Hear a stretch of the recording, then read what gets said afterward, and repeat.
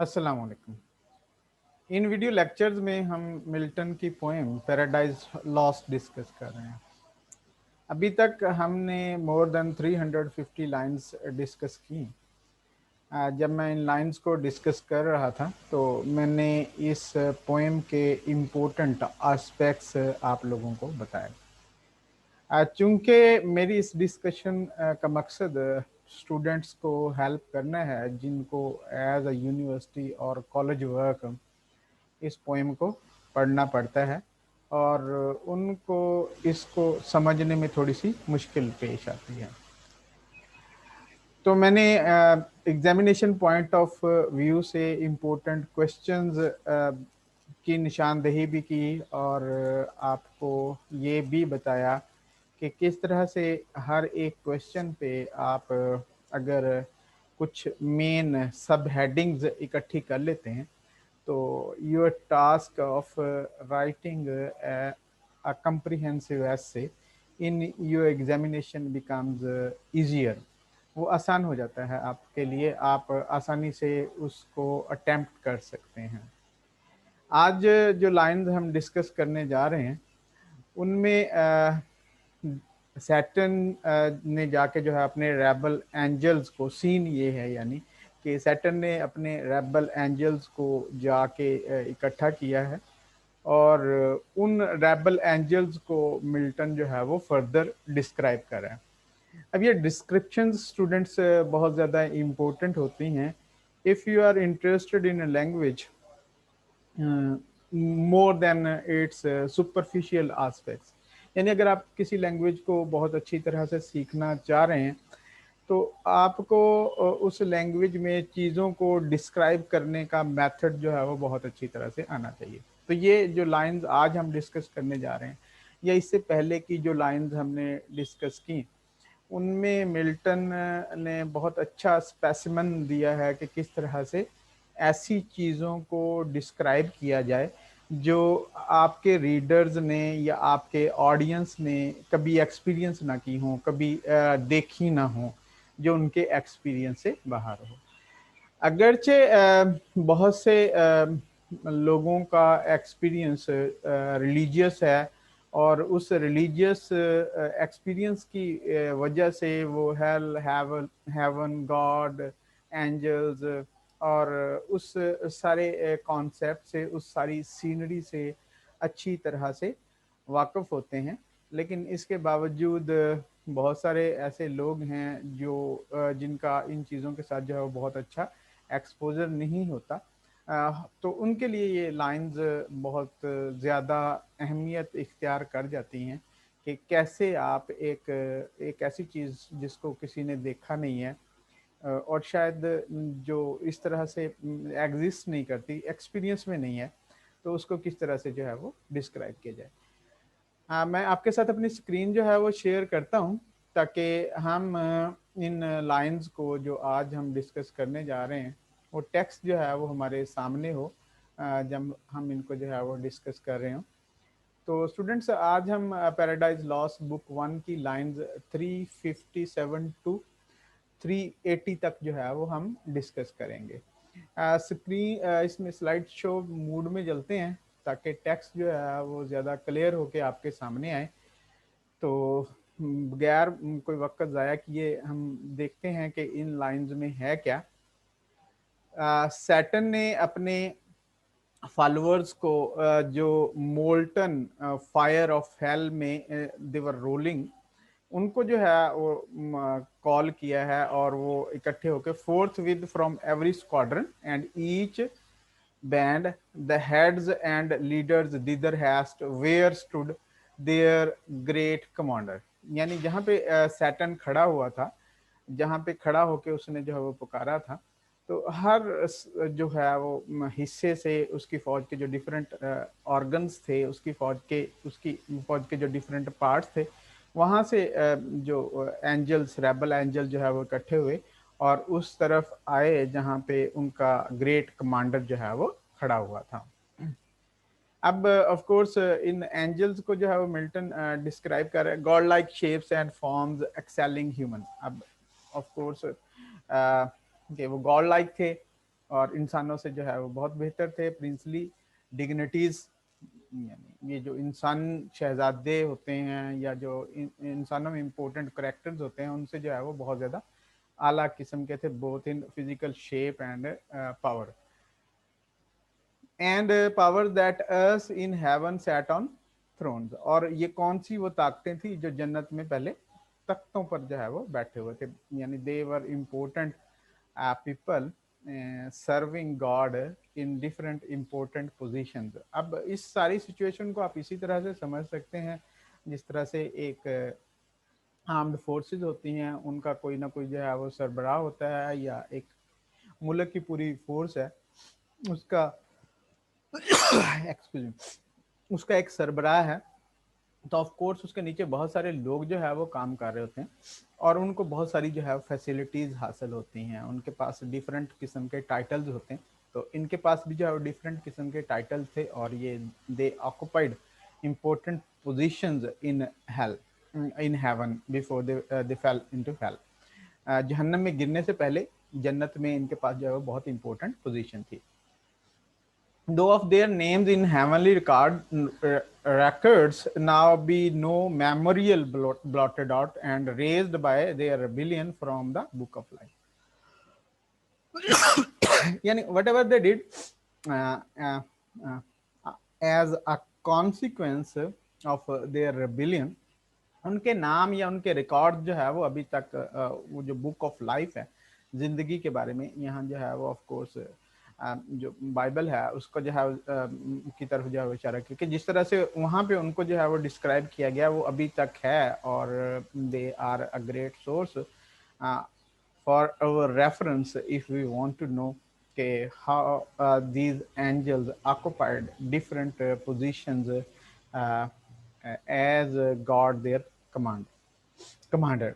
कि अल्लाह ताला जब उनका जो है कमांडर था, इनके क्या थे, इनके रोल्स क्या थे, इनकी पोजीशंस क्या थी, या इनको जो भी डिस्टिंक्शंस हासिल थी, वो सारी की सारी जो है वो उसी तरह से हैं।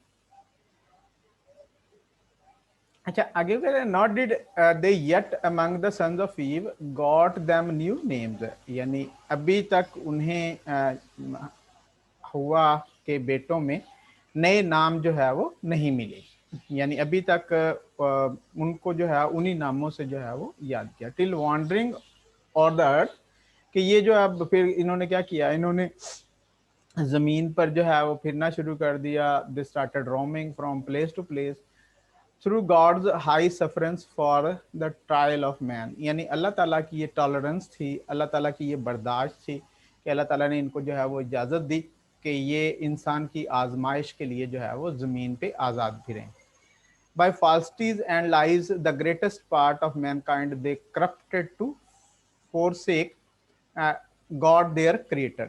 अब ये भी एक बहुत ही बड़ा इम्पोर्टेंट रिलीजियस थॉट है, रिलीजियस theology है कि Satan and his followers corrupt people and they make people to forget God, कि वो अल्लाह ताला को भूलने के पे लोगों को मजबूर कर देते हैं, और शैतान और उसके पैरोकार जो हैं उनके वर्गलाने से इंसान अपने खालिक को जो है वो भूल जाता है, और ऐसे भूल जाने वाले लोग जो है वो बहुत बड़ी तादाद में होते हैं। They are not in a small number.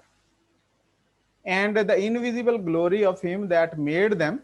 अब ये भी कहते हैं कि आगे मैं थोड़ा सा पढ़ लूँ इसको ताकि जो है वो आप ज्यादा अच्छी तरह से इसको समझ सकें। To transform of to the image of a brute. अच्छा, अब क्या है कि ये अल्लाह ताला की अजमत जो है वो इस बात में भी जाहिर होती है कि ये जो एंजल हैं, रेबल एंजल्स हैं, which are on the earth in order to make human beings forgetful of their creator, they take on different shapes and shapes of brute, यानी वैशी जानवरों की शक्ल इख्तियार कर लेते हैं। ऑफ कोर्स ये भी एक जो है वो जिल्लत का मकाम है कि कहाँ जो है वो they had great power and they enjoyed everything given by God, but now they, in order to seduce man, in order to put man on the wrong path, they have to take shapes of different animals, उन्हें different किस्म के animals की जो है वो shapes जो है वो लेनी पड़ती है। ये भी उनकी एक जो है वो एक किस्म की जो है वो ह्यूमिलिएशन है, उनकी एक तरह की जो है वो तजलील है। और यहाँ से भी जो है वो अल्लाह ताला की अजमत, अल्लाह ताला की बड़ाई जो है वो जाहिर होती है। Adorned with gay religious full of pomp and gold. अब ये of course different pagan religions की तरफ जो है वो मिल्टन जो है वो हिंट कर रहा है कि वहाँ पे किस तरह से डिफरेंट जो आइडल्स होते हैं, डिफरेंट एनिमल्स को लिया जाता है, उनके जो है वो आइडल्स जो है वो बनाए जाते हैं, और उन आइडल्स को बहुत ज़्यादा जो है वो रेवरेंस मिलती है, रिस्पेक्ट मिलती है।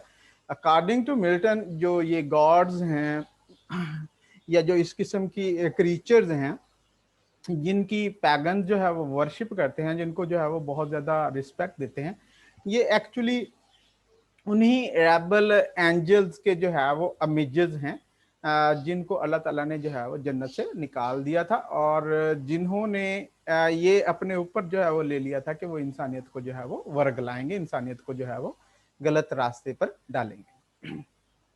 And devils to adore the for deities, यानी ये शैतान हैं जिनको जो है वो देवता लोग जो है वो समझते हैं। They've they were they known then were they known to man by various names, यानी इंसान मुख्तलिफ उनके जो है वो नाम रखता है।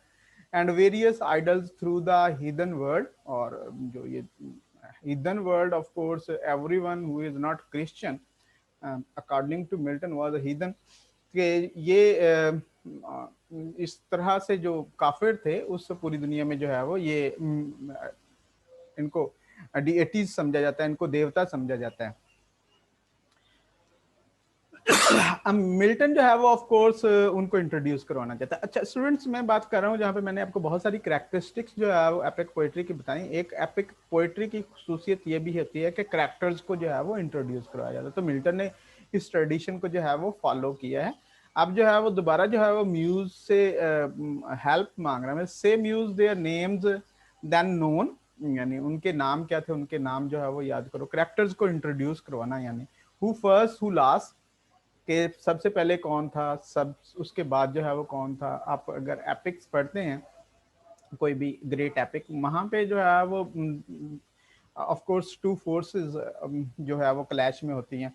उन टू फोर्सेस में कुछ इम्पोर्टेंट करैक्टर्स होते हैं, और उन इम्पोर्टेंट करैक्टर को जो है करैक्टर्स को जो है इंट्रोड्यूस करवाया जाता है। तो यहाँ पे मिल्टन जो है वही काम जो है वो करने जा रहा है, डिफरेंट रेबल एंजल्स को जो है वो इंट्रोड्यूस करवाने जा रहा है, कि इनमें से पहले कौन था, यानी सबसे ऊपर कौन था, बाद में जो है वो कौन था। रोज फ्रॉम द स्लम्बर, यानी वो जब वहां पे नींद की हालत में पड़े हुए थे जहन्नम में, तो कौन उठा उनमें। और that fiery couch, on that fiery couch, ये hell, molten part of hell की तरफ जो है वो इशारा, हिंट है। At their great emperor's call, ये ग्रेट इम्परर जो है वो ऑफ कोर्स सैटर्न को जो है वो बोला जा रहा है। As next in worth came singly where he stood on the bare stand.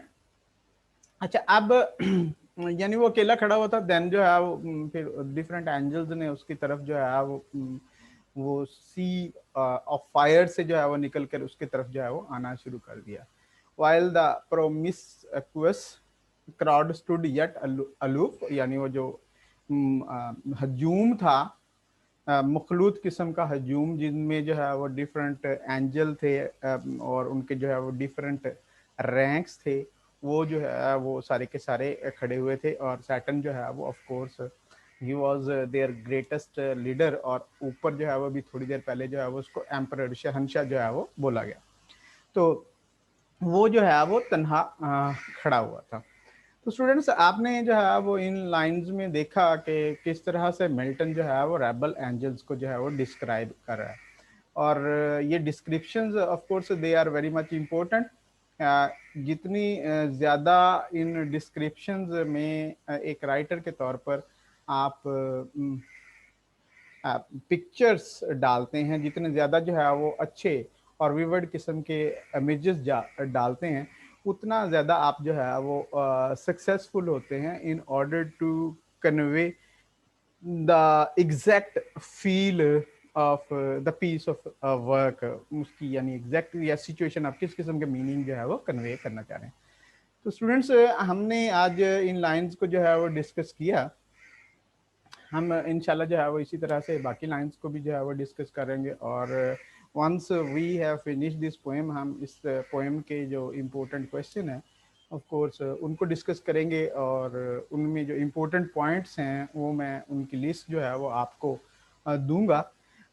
But if you feel that this kind of video lectures help you to understand literature in any way, or they can help students to understand literature in any way, so please subscribe this channel, because your subscription will give me motivation to work harder in order to improve the qualities of these lectures. Inshallah, we will be talking about something else in our next video lecture. Till then, Allah Hafiz.